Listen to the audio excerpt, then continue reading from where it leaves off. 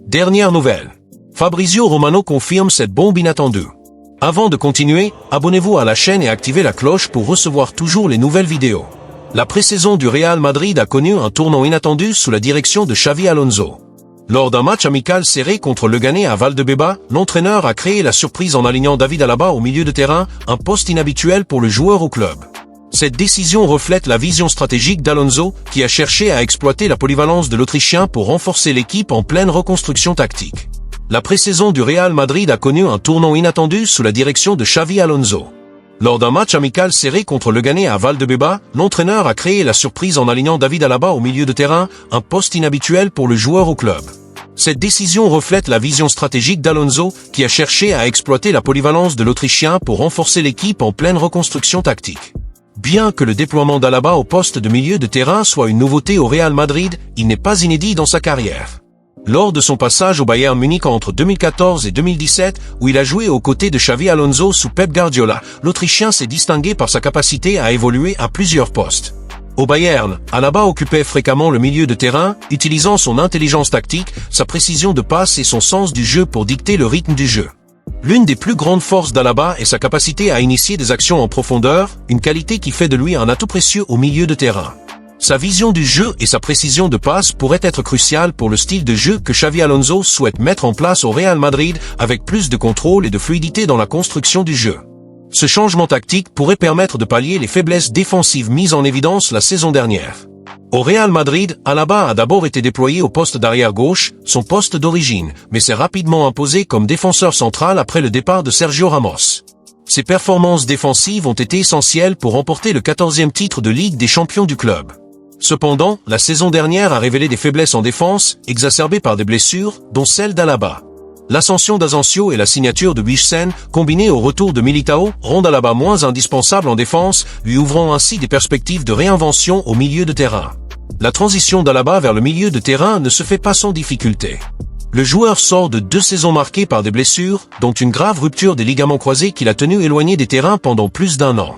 Sa condition physique sera déterminante pour sa régularité dans son nouveau rôle, nécessitant une adaptation et une gestion rigoureuse de son temps de jeu. Un journaliste confirme. Fabrizio Romano, journaliste spécialisé dans les transferts, vient d'enflammer le marché des transferts avec une révélation choc sur l'avenir de Rodrigo au Real Madrid. La nouvelle a pris le monde du football de court et promet de bouleverser le mercato. Avant d'entrer dans les détails, abonnez-vous à la chaîne et activez les notifications pour ne rien manquer de l'actualité du Real Madrid. Rodrigo, le talentueux attaquant brésilien, est sur le point de quitter le Real Madrid, selon Fabrizio Romano. La nouvelle a choqué les supporters et les experts, car le joueur pourrait devenir l'un des transferts les plus coûteux de l'histoire du club. La raison ?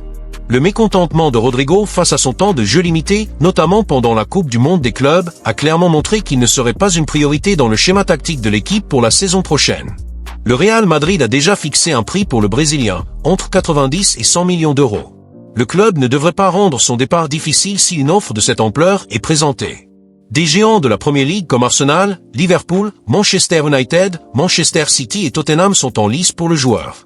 Par ailleurs, le Bayern Munich, le PSG et même des clubs de la Ligue saoudienne ont également manifesté leur intérêt pour le talent de Rodrigo. La saison dernière, Rodrigo a inscrit 14 buts et délivré 10 passes décisives en 51 apparitions, dont plusieurs en tant que remplaçant. Son objectif est désormais clair, gagner du temps de jeu et assumer un rôle de premier plan la saison prochaine. De plus, l'attaquant souhaite attirer l'attention du sélectionneur de l'équipe nationale brésilienne afin de décrocher sa place pour la prochaine Coupe du Monde. Malgré les rumeurs, les experts et le joueur lui-même affirment qu'il préfère rester au Real Madrid, mais seulement s'il reste un élément clé de l'équipe. Rodrigo a clairement exprimé son souhait de continuer à porter le maillot merengue, tout en laissant la porte ouverte à d'autres possibilités. Je veux rester au Real Madrid tant que je suis important pour l'équipe. Si j'ai l'impression de perdre cette importance, j'envisagerai d'autres options, a déclaré le joueur. La décision est proche, selon Fabrizio Romano, la balle est désormais dans le camp du Brésilien. L'issue de cette saga se rapproche. Les supporters du Real Madrid sont divisés. Rodrigo doit-il rester au club pour se battre pour sa place, ou vaut-il mieux le vendre et investir dans un remplaçant? Donnez votre avis dans les commentaires ci-dessous. Votre participation est essentielle au débat sur l'avenir du Real Madrid. Le club demande le prêt d'un joueur.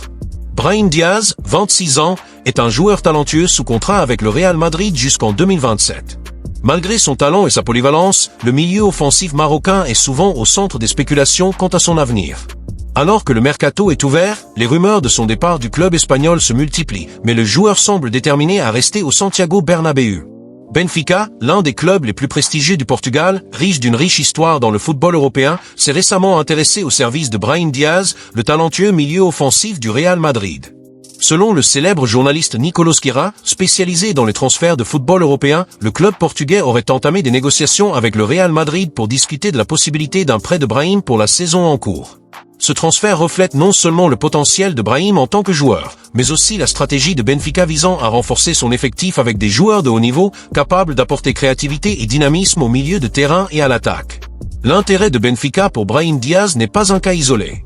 Le club portugais a une longue tradition de recrutement de jeunes joueurs prometteurs, utilisant souvent le modèle du prêt pour intégrer des talents ayant besoin de plus de temps de jeu pour se développer. À 26 ans, Brahim correspond parfaitement à ce profil. Un joueur aux qualités incontestables, mais confronté à une concurrence féroce au sein de l'effectif de référence du Real Madrid, où des joueurs comme Vinicius Junior, Rodrigo et Jude Bellingham dominent les postes offensifs. Benfica voit en Brahim l'opportunité de recruter un joueur polyvalent, capable d'évoluer aussi bien comme milieu offensif que sur les ailes, apportant vitesse, dribble et vision de jeu pour perturber les matchs de championnat portugais et des compétitions européennes. Selon Skira, des discussions entre Benfica et le Real Madrid sont déjà en cours, le club portugais faisant preuve de sérieux dans sa démarche. Le modèle de prêt proposé par Benfica serait bénéfique pour toutes les parties concernées. Le Real Madrid pourrait conserver le joueur lié au club pendant qu'il acquiert de l'expérience et du temps de jeu dans un autre environnement compétitif. Benfica bénéficierait d'un renfort significatif sans l'engagement financier d'un transfert définitif. Et Brahim, de son côté, aurait la possibilité de jouer régulièrement. Un défi qui a été relevé au Real Madrid en raison de la profondeur de son effectif. Toutefois, tout accord dépendra de plusieurs facteurs, notamment les conditions financières du prêt, comme le versement du salaire et d'éventuelles clauses d'option d'achat, ainsi que l'approbation finale du joueur. L'intérêt de Benfica reflète également la réputation que Brahim s'est bâtie tout au long de sa carrière. Issu du centre de formation de Manchester City, le Marocain a déjà démontré ses qualités lors de passages dans des clubs comme Milan, où il a été prêté entre 2020 et 2023, jouant un rôle clé dans de solides campagnes de Serie A et de Ligue des Champions. Son expérience en Italie, où il a enchaîné buts, passes décisives et performances mémorables, l'a placé sur le radar de clubs européens. Benfica, cherchant constamment à rivaliser avec des rivaux comme Porto et le Sporting CP sur le plan national et à briller en Ligue des Champions, voit en Brahim un joueur capable de propulser l'équipe, notamment lors des matchs décisifs. De plus, le climat actuel du marché des transferts favorise ce type de spéculation. Le mercato, traditionnellement chargé en Europe, crée un environnement favorable au club pour rechercher des renforts stratégiques. Benfica, qui a investi dans de jeunes talents et des joueurs expérimentés ces dernières années, semble adopter une approche pragmatique pour cibler Brahim. La possibilité d'un prêt, plutôt que d'un transfert définitif, réduit les risques financiers pour le club portugais tout en offrant la possibilité de tester le joueur dans un nouvel environnement concurrentiel. Cependant, l'accord n'est pas aussi simple qu'il y paraît. Le Real Madrid, malgré un effectif de stars, apprécie Brahim Diaz car il représente une option solide et polyvalente. Le club espagnol, sous la direction de Carlo Ancelotti et désormais de Xavi Alonso, reconnaît le potentiel du Marocain, mais doit également faire face à la pression de gérer un effectif composé de nombreux joueurs de haut niveau. Un prêt pourrait être une solution viable, mais le Real Madrid exigera probablement des garanties. Brahim disposera de suffisamment de temps de jeu à Benfica pour justifier un prêt temporaire.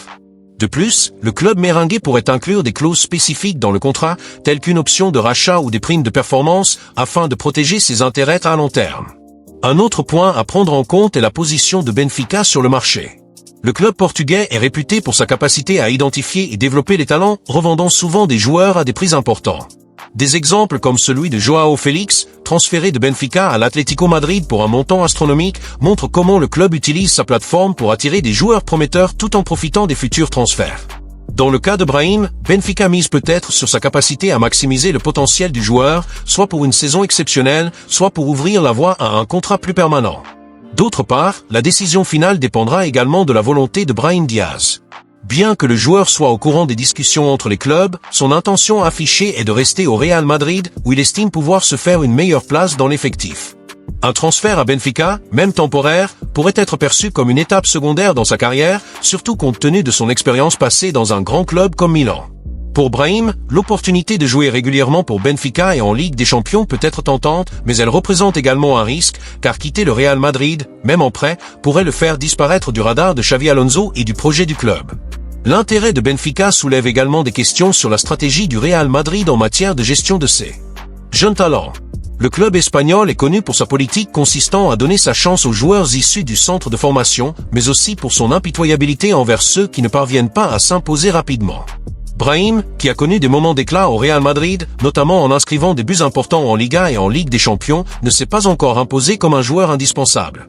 L'intérêt de Benfica pourrait obliger le Real Madrid à réévaluer le rôle de Brahim au sein de l'effectif, en décidant s'il fait partie de l'avenir immédiat du club ou si un prêt serait le meilleur moyen de préserver sa valeur marchande. En résumé, l'intérêt de Benfica pour Brahim Diaz, via un prêt, illustre parfaitement la complexité du marché des transferts modernes.